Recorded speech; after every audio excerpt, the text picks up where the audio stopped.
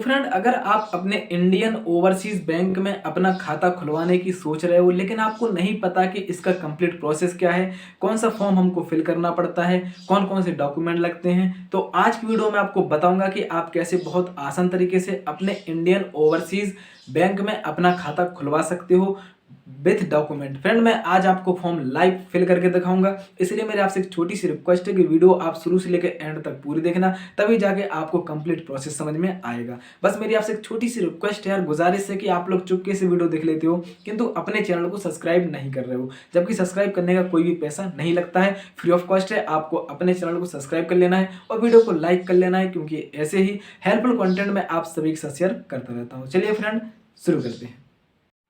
तो साथियों, अगर आप अपने इंडियन ओवरसीज़ बैंक में अपना अकाउंट खुलवाना चाहते हो तो आज की वीडियो में आपको बताऊंगा कि आप कैसे अपना सेविंग अकाउंट अपने इंडियन ओवरसीज़ बैंक में खुलवा सकते हो। यहाँ पे आपको दिख रहा होगा क्या, डेट। फ्रेंड, आपको सबसे पहले यहाँ पे डेट फिल करनी है और डेट उसी दिन की फिल करनी है जिस दिन आप ये फॉर्म अपनी बैंक ब्रांच में सबमिट करो।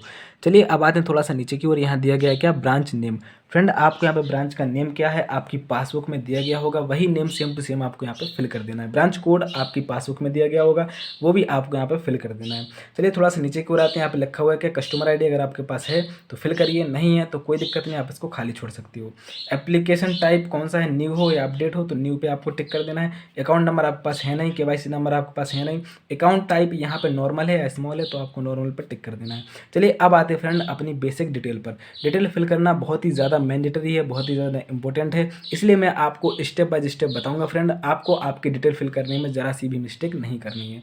तो यहाँ पे चलिए, यहाँ पे एग्जिस्टिंग कस्टमर आईडी मतलब है कि अगर आप पहले से ही बैंक के कस्टमर हो तो आपके पास एक कस्टमर आईडी होगी, वो आपको फिल कर देनी है। अगर नहीं है तो कोई दिक्कत नहीं, आप इसको खाली छोड़ सकते हो। यहाँ पे अपना नेम लिखिए, मिस्टर जो भी है, आप MR हो तो आप यहाँ पे टिक करिए, MR लगा के सीधा यहाँ पे अपना नाम लिखिए। और यहाँ पे सेम एज ID प्रूफ मतलब ये फ्रेंड कि आपके पास कोई एक ID प्रूफ होनी चाहिए, उसी के बेसिस पर आपका अकाउंट खुलेगा। ऐसा ना हो कि आप अपने घर के नाम से अपना अकाउंट खोल लो, नहीं भाई, आपके पास कोई भी एक गवर्नमेंट ID होना कंपलसरी है। जैसे आपका आधार कार्ड हो गया, आपका पैन कार्ड हो गया, आपका ड्राइविंग लाइसेंस हो गया, आपकी वोटर ID हो गया, कुछ भी आपके पास एक गवर्नमेंट प्रूफ होना ही चाहिए। तो यहाँ पे चलिए हम लोग आधार कार्ड का नाम ले लेते हैं। तो यहाँ पे आपको लिखना है मिस्टर, और यहाँ पे जो आपके आधार कार्ड में जो आपका नाम पड़ा हुआ है वही नाम आपको लिख देना है। नाम कैसे लिखना है, आपको अपना हर एक नेम का लेटर कैपिटल में लिखना है, हर एक स्लॉट में। तो उसके बाद जैसे ही आप हर एक स्लॉट में अपने नेम का हर एक कैपिटल लेटर लिखोगे, तो उसके बाद आप जैसे अपना सरनेम लिखोगे तो यहाँ पे आपको 2 स्लॉट छोड़ देने हैं, उसके बाद अपना सरनेम लिखना है। तो ये तो आपको समझ में आ रहा होगा कि हम इसको फिल कैसे करेंगे। चलिए अब आता है मेडन नेम, आपकी माताजी का नाम आपको यहाँ पे प्रॉपर लिख देना है। अब आता है डेट ऑफ बर्थ, आपकी डेट ऑफ बर्थ क्या है फ्रेंड, डेट ऑफ बर्थ यहाँ पे आप फिल कर दीजिए जो आपके आधार कार्ड में दी गई हो। जेंडर में आप मेल हो फीमेल हो जो भी हो, आप यहाँ पे टिक कर दीजिए जेंडर। और यहाँ पे मैरिटल स्टेटस क्या है भाई, आप मैरिड हो या अनमैरिड हो, शादीशुदा हो या शादी नहीं हुई है आपकी, तो आप यहाँ पे टिक कर सकते हो, कोई दिक्कत नहीं। नेम ऑफ फादर या मदर मतलब ये फ्रेंड कि आपके पिताजी का या माताजी का नाम आपको यहाँ पे लिखना है। प्रॉपर वे में आप यहाँ पे नाम लिख दीजिए, पिताजी का नाम लिख दीजिए, कोई दिक्कत नहीं। मिस्टर है जो भी हैं आपके पिताजी, प्रॉपर वे में आप लिख दीजिए नाम। नंबर ऑफ डिपेंड्स मतलब ये कि आपके घर में कितने लोग हैं जो आप पर डिपेंडेंट हैं, 2 हैं 4 हैं। अगर आपकी शादी हो चुकी है, अगर आपकी पत्नी अकेली है तो 1 लिखिए, और अगर आपके बच्चे हैं तो आप 2 से 3 लोग भी यहाँ पे लिख सकते हो।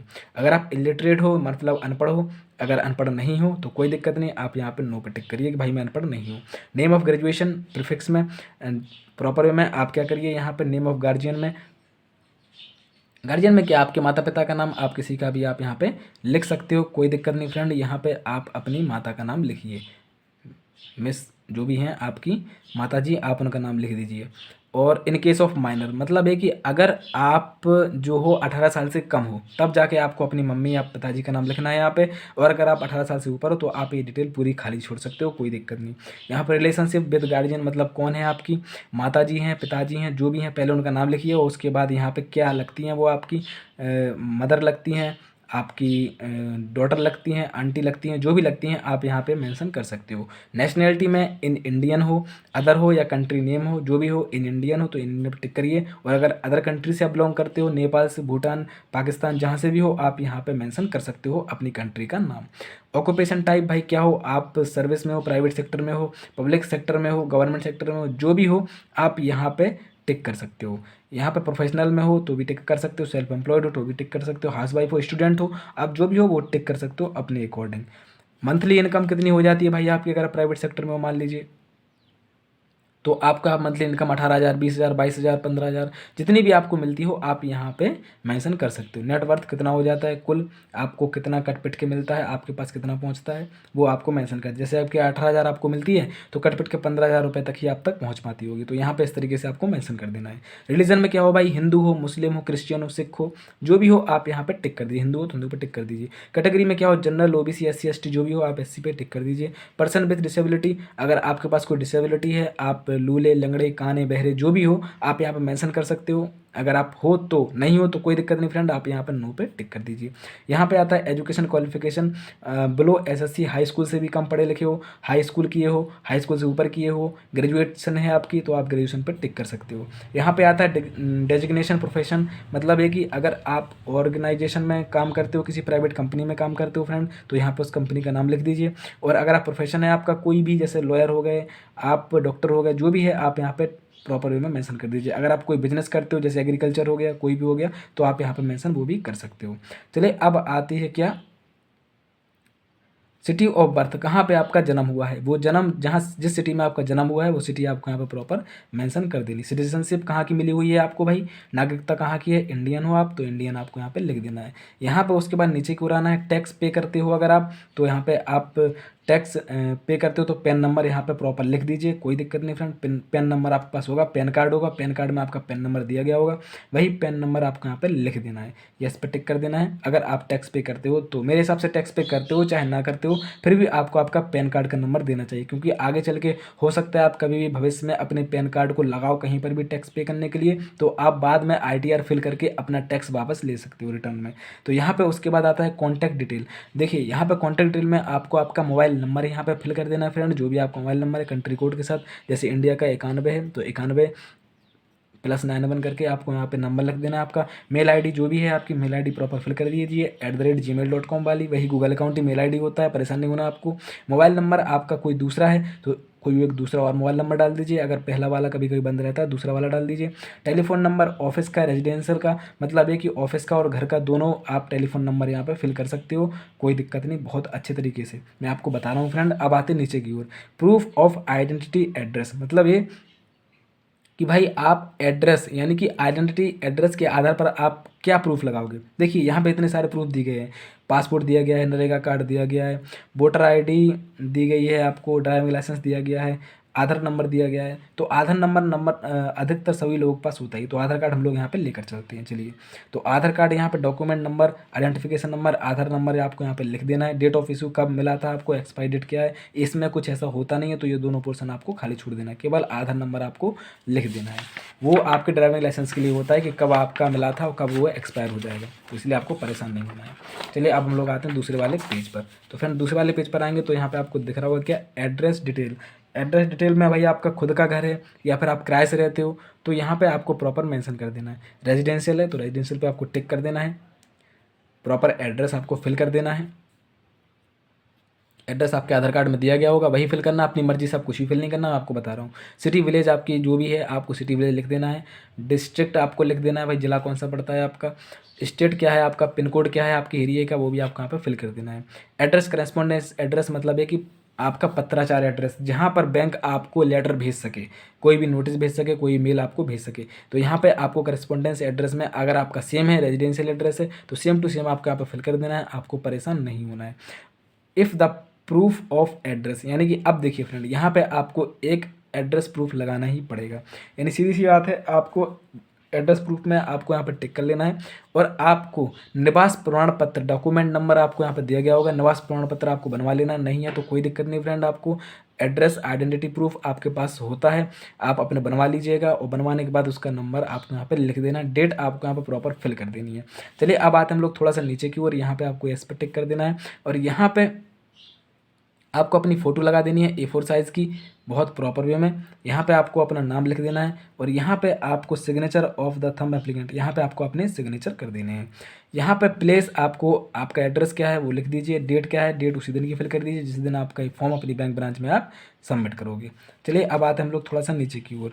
यहाँ पे आपको डिपॉजिटर इज, अगर आप प्रॉपर वे में कह सकते हैं वेरिफिकेशन करना, सर्टिफिकेशन करना चाहते हो तो यहाँ पे आपको डिपॉजिटर इज इलिटरेट या ब्लाइंड या स्टाफ जो भी है तो आपको यहाँ पे मेंशन कर देना है। अगर नहीं है कोई ऐसा आपके पास नहीं है, कोई प्रॉब्लम नहीं, फॉर ऑफिस यूज ओनली है ये आपको कुछ भी फिल नहीं करना है, ये पूरा का पूरा पोर्शन आपको नीचे का खाली छोड़ देना है। चलिए अब आते हैं दूसरे वाले पेज पर। तो फ्रेंड दूसरे वाले पेज पर हम लोग आएंगे तो यहाँ पे देखिए अब आपको प्रॉपर जो डिटेल्स हैं वो आपसे फिर से आपसे पूछी जाएंगी। यहाँ पे आपको डेट उसी दिन की फिल करनी है जिस दिन आप ये फॉर्म अपनी बैंक ब्रांच में सबमिट करो। कस्टमर आईडी अगर आपके पास है तो फिल करिए, नहीं है तो कोई दिक्कत नहीं, आप खाली छोड़ दीजिए। अब सीधी सी बात है आपके पास अभी नहीं होगी तो ये तीनों चीज़ें आपको खाली छोड़ देनी है। यहाँ पे टाइप ऑफ अकाउंट, भाई अकाउंट कौन सा खुलवाना चाह रहे हो आप, सेविंग अकाउंट खुलवाना चाह रहे हो तो सेविंग पे आपको टिक कर देना है। मोड ऑफ ऑपरेशन क्या है, सेल्फ अकाउंट है तो सेल्फ पे आपको टिक कर देना है। एटीएम कार्ड अगर आपको अप्लाई करना है तो यस फर्स्ट एप्लीकेंट पे ही करना है। भाई सेकंड इसलिए दिया गया है कि अगर आपका खाता किसी के साथ ज्वाइंट है, किसी के साथ जुड़ा हुआ है या फिर आप किसी के साथ जोड़ना चाहते हो तो आपको यहाँ पे ले लेना है यस। अगर नहीं लेना है तो कोई दिक्कत नहीं, आपको पहले वाले को ही लेके चलना है। Name as would appear on card, अपना नाम लिख दीजिए भाई कि आपके कार्ड पे क्या नाम रहेगा। जैसे मैंने अपना नाम यहाँ पे लिख दीजिए पवन, आप देख पा रहे हैं इस तरीके से आपको अपना नाम भी लिख देना। Mobile number is mandatory service to end it, mobile number mandatory है, सीधी सी बात है मोबाइल नंबर आपका सही होना चाहिए और सही सही आपने फिल किया होगा, पिछले वाले पोर्शन में मैं आपको बता दिया हूँ। तो यहाँ पर चेक नंबर, चेकबुक अगर आपको चाहिए तो चेकबुक अगर चाहिए तो आपको यस कर दीजिए, नहीं चाहिए तो कोई दिक्कत नहीं, आप इसमें नो पे कर सकते हो। SMS अलर्ट चाहिए, वो सीधी सी बात है भाई, फ़ोन बैंकिंग चाहिए, मोबाइल बैंकिंग चाहिए, पासबुक चाहिए है ना, for saving bank account e statement भी चाहिए मुझे हर महीने पर कि मेरे अकाउंट से कितना ट्रांजैक्शन हुआ, क्या हुआ, कैसा हुआ, ट्रांजैक्शन राइट रिक्वायर्ड चाहिए फर्स्ट एप्लीकेंट के नाम पर। पूरा का पूरा आपको यहाँ पर टिक कर देना है कुछ इस तरीके से। टर्म एंड डिपॉजिट में आपको फिक्स डिपॉजिट चाहिए, फिक्स डिपॉजिट करना है कुछ तो आप यहाँ पे इसको डिटेल फिल करिए, नहीं करना तो कोई दिक्कत नहीं, आप इसको खाली छोड़ सकते हो। रिकरिंग डिपॉजिट भी नहीं करना है हमको, फिक्स डिपॉजिट भी नहीं करना है, फ्लेक्सी डिपॉजिट भी नहीं करना है, लिक्विड डिपॉजिट नहीं करना है, तो आपको इसको पूरा का पूरा नीचे का पोर्शन अब खाली छोड़ दिए। चलिए अब हम लोग आते हैं लास्ट वाले पेज पर। तो फ्रेंड यहाँ पे लास्ट वाले पेज पर आएंगे तो आप देख पा रहे हैं कि ये लास्ट वाला पेज आपका नॉमिनी डिटेल्स है। मतलब है कि अगर आपको कुछ होकर जाए, यानी कि आपको कुछ हो गया, मान लीजिए खुदा न खास्ता आपकी मौत हो गई या कुछ हो गए, खुदा करे ऐसा ना हो, भगवान करे ऐसा ना हो, लेकिन मान लीजिए कुछ हो गया आपके साथ अनहोनी, तो आपके जाने के बाद आपके अकाउंट का उत्तराधिकारी कौन होगा, तो उस अकाउंट का जो उत्तराधिकारी होगा उसकी डिटेल्स आपको यहाँ पे फिल करनी है। Details of nomination registration number, सीधी सी बात है आपको मिल जाएगा, आपको उसको फिल कर देना है। उसके बाद आई और वी, आपको अपने नॉमिनी का नाम यहाँ पे लिखना है। Nominate the following person death particular given, मतलब मेरे मरने के बाद इस पर्सन को क्या किया जाए, मेरा पूरा पैसा दे दिया जाए, सीधी सी बात है। We want to name of the nominee to be print on the passbook, सीधी सी बात है हम अपने नॉमिनी का जो नाम है अपनी पासबुक में प्रिंट करना चाहते हैं तो आपको यहाँ पर टिक कर देना है। Details of deposit, type of deposit, कैसा डिपॉजिट करना चाहोगे, आप फिक्स डिपॉजिट करना चाहोगे, रिकरिंग डिपॉजिट करना चाहोगे, सेविंग डिपॉजिट करना चाहोगे, कौन सा डिपॉजिट आप करना चाहोगे वो आप यहाँ पे लिख सकते हो। Type of deposit, account number आपको लिख देना है, कोई दिक्कत नहीं। अगर आपके बच्चे का कोई अकाउंट नंबर है, सेविंग अकाउंट है तो सेविंग लिख दीजिए यहाँ पे। नॉमिनी, डिटेल्स ऑफ नॉमिनी, अब देखिए अकाउंट नंबर तो आपने लिख दिया यहाँ पे, अब आती है डिटेल, यानी कि आपके नॉमिनी की नेम क्या है और उसका मोबाइल नंबर क्या है, सारी डिटेल आपको यहाँ पे फिल करनी है। तो नेम आप यहाँ पे पहले फिल कर दीजिए, नेम आप यहाँ पे फिल कर दीजिए जो भी आपका नाम है, आपके सॉरी नॉमिनी का नाम है, आपके बच्चे का नाम है, आपकी बेटी का नाम है, आपकी पत्नी का नाम है, उसका नाम आप फिल करिए जिसको आप नॉमिनी बनाना चाहते हो। Mobile number of the nominee, आप यहाँ मोबाइल नंबर उनका लिख दीजिए जिसको nominee. Relationship with the depositor, मतलब है कि आपका वो क्या लगता है, मतलब वो जिसको आप नॉमिनी बनाया वो आपका क्या लगता है, आपका बेटा है, आपका बेटी है, आपकी पत्नी है, तो आपको यहाँ पे मेंशन कर देना, कितने साल का है वो आप मेंशन कर सकते हो।